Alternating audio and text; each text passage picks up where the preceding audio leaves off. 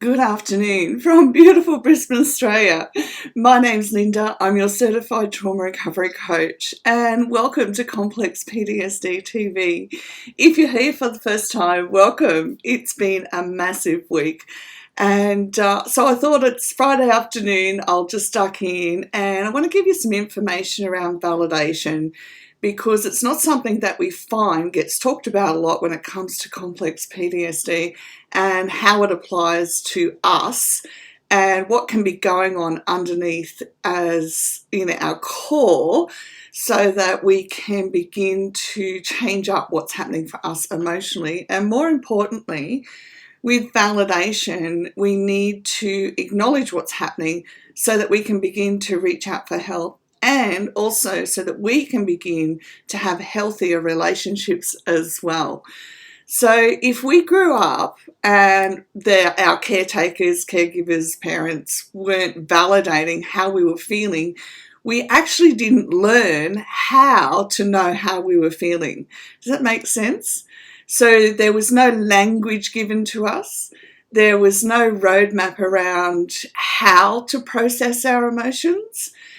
And there was no knowing, no experiential knowing that we actually, even as adults, need validation of our emotions to have a healthy relationship, and more importantly, to be able to resolve disagreements, misunderstandings, conflict, to have a really good, healthy conflict resolution, whether it's between partners, married partners, or whether it's between parents and children, other family members, our siblings as adults. If we haven't been shown how to validate each other's emotions as well, then we're going to go into a conflict situation and we're not going to know how to say, one, this is what's happening for me emotionally, and we're not going to know how to validate what's happening for the other person. Therefore, we're going to make conflict resolution a really hard thing to achieve, okay? So I do a lot of this with my children, and now that they're adults, they do a lot of this with me. So my children, I went through, so as they were growing up, taught them how to talk about how they're feeling. I taught them how to have resolution in conflict. And now my youngest son is always, Mum, you've got to tell me how you feel. And it just blows my mind every time, because when we grow up and our family of origin doesn't say that to us, it's like having someone say, you need to tell me how you feel. It's like mind-blowing, especially for my age, to have come this far and not had somebody close to me say, you've got to tell me how you feel. It's like, oh wow, how do I do that? And then you find this place of, oh wow, it's emotionally overwhelming that somebody wants me to tell them how I'm feeling so that we can have resolution to a conflict. And that's how I started to be able to take my emotional healing to another level. It was the first time my youngest one said to me, you've got to tell me how you feel so that we can sort this out. And the validation part is saying how you feel matters to me. So it's not how you feel is your issue. You need to sort it out. They're your emotions, get a handle on them, which basically is the message I had most of my life. Sort it out, it's your problem, or you're the one with the problem. As I've said to you before, it's, as a teenager, they used to call me Elizabeth Taylor because I was very emotional. I wanted solutions to the problems, so I'd get highly emotional, write letters to my parents and leave them under their pillow and say, look, this is how I'm feeling, but nobody would ever talk about how I was feeling. So what have you got to look for in order to get into that space where you can have the conversations? So you've got to build this awareness of when things are happening in your life, I'll just have to ignore my feelings. And I know that I've said this in years gone by. in order to get through a tough situations, I'm just going to have to ignore how I feel. All right. So this is when we lacked validation growing up. These are the things that we say to ourselves. When we're emotional, we find ourselves saying, people just don't understand. I remember thinking that when I first moved out of home, people just don't understand. And the truth is they don't understand because we've got to have the communication abilities as well to start talking through them. We say to ourselves, my feelings aren't important, so my feelings don't matter. They do matter. How you feel does matter, extremely matters. And with all the scientific information around these days, we know that until we have a release of the emotions that are caught in our body, we keep repeating processes. Okay, so we want to affirm to ourselves that our feelings are important. One of the things that we say is, I don't want people knowing my problems. I used to say that. Obviously, I've built a bridge over that one. I used to say that because I believed from growing up that nobody wanted to know my problems or nobody wanted to help me. And as an adult, we also have to look at it from the trauma position as well. So trauma, when we've gone through so much as adults as well, trauma says, pardon me, that I have to isolate in order to be safe. So I want you to think about those dynamics as well. So do some journaling, see how that is working or not working for you in your day-to-day life. Okay, I just have to get on with life. No, we don't just have to get on with life. We have to address what we're experiencing, not just feeling, but what we're thinking, what we're experiencing, in order to process it in a healthy manner within us. Okay, people just assume the worst of me. I don't know that I would have said that for me personally, because I just never realised that people assume the worst.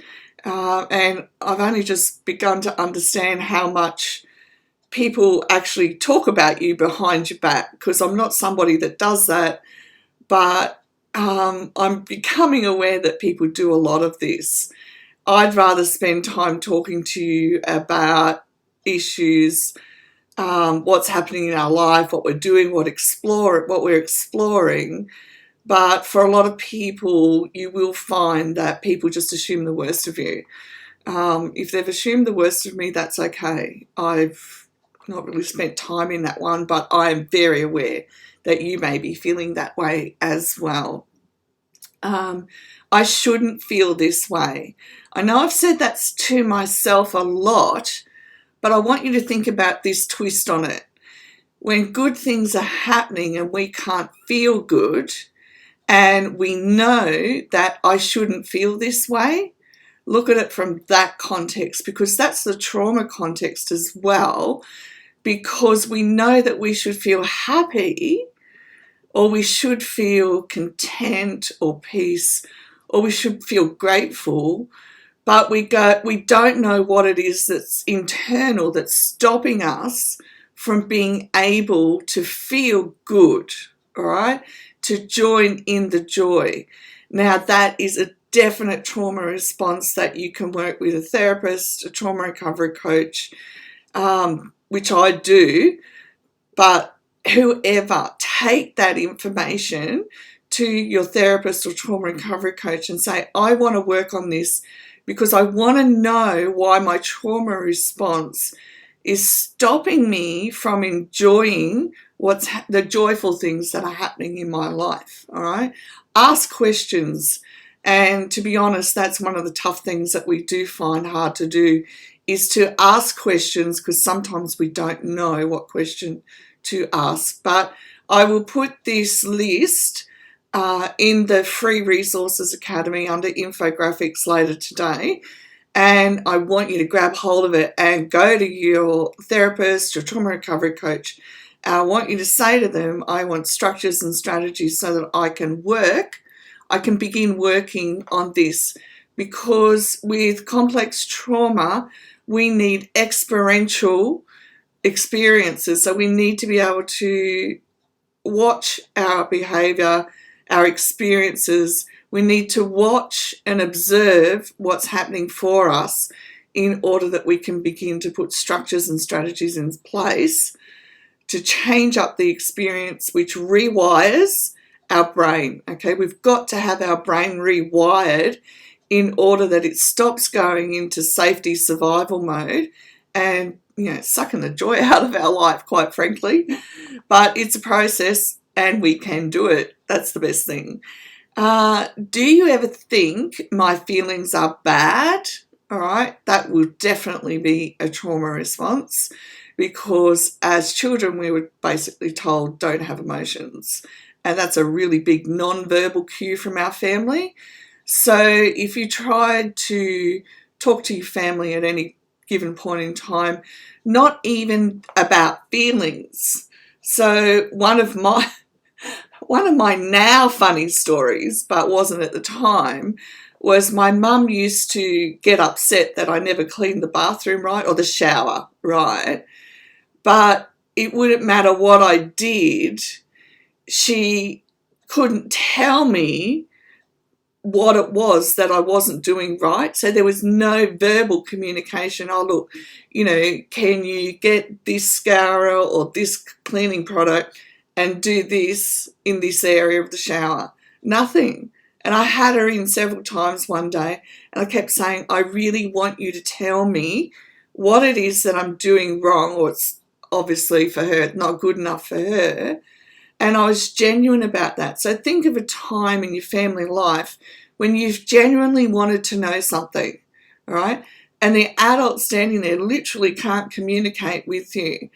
That's a situation where we can feel that my feelings don't matter. How I'm feeling, what I'm thinking really doesn't matter. There's no validation that I even want to do a good thing here. I want to do it right and I want to make you happy. Now, when a parent does that, not only do they not validate our emotions, there's non-verbal cues around how you feel doesn't matter. It gives you the sense that how you feel is bad or irrelevant, or who you are as a person is basically non-existent, because I'm not even going to have a conversation with you, all right? And it's very cruel in some ways, because if it's ongoing and consistent, it causes the trauma response within us as well. So even though I love my mum, she's deceased and everything, it still, whether we like it or not, creates that trauma response within us as well, all right? There's no validation. And of course we can validate ourselves now or get other validation. That's okay, but first of all, we've got to recognise the areas where we weren't validated in our families. And remember, there's so many generations before us that have not talked about emotions, had no emotional language, and chosen to keep the generations going like that as well. I didn't have any of it in my childhood, but with my kids, and I didn't know how to do it, but with my kids, I just knew it had to be different, okay? And you may feel about your emotions that there's no point. There's no point in discussing them. There's no point in even feeling them. You can be emotionally numbing and just saying, right, that's it. I give up. And I'll tell you what, if you're like me and you've been in situations where you're trying to have emotional conversations with your spouse, and in the end you just say, that's it, I give up. I am trying everything I know how to do and then some. I'm getting professional help, and still they won't have a proper conversation with me about what's happening. But our strength comes from the fact that we don't give up, and we do keep learning the one next thing that's going to take us into the one next recovery step and get us to a place and space where we feel really good about who we are. We know how to have the hard conversations with those who are willing, and life does become a joy, and our whole nervous system gets on board with it's a really good thing to feel happy, to feel joy, and to enjoy life. Have a beautiful weekend. Thanks for listening, and remember to like and share for the silent majority in this world who are still in pain and still unable to talk, who don't know that there's a way out, because complex PTSD recovery does provide us with a way out and through into a very healthy life. Thank you very much, and I'll see you next week. Bye for now.